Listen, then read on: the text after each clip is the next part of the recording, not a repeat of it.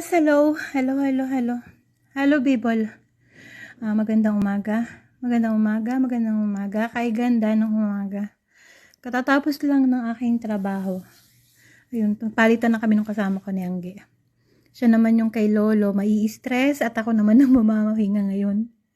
Stressful ang lolo mo, hindi nagpapatulog. Siya naman, sabi ko sa kanya, bahay, ikaw naman ang ma-stress ngayon. Ayun, nagtitiklop lang ako ng mga damit na nilaban ko hapon. Yun, mga damit ko yan. After nyan, kumatlikpit lahat, saka ako matutulog. Ganon. Ganyan lang, laban lang, ganyan lang ang trabaho. Araw-araw, paikot-ikot lang. May stress sa gabi, matutulog sa araw. Yun, matutulog sa araw, pag duty sa gabi, stressful na naman kay lolo. Mahirap ng alagaan ng lolo.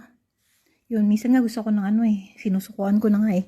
Gusto ko nang umuwi, pero wala magawa. Iniisip ko kung lilipat naman ako sa bagong trabaho, another 2 years na naman, wala nang pag-asa na namang umuwi. Ayun, tiklop ng damit, operation tiklop damit, at oras na mamahinga. Mamaya naman.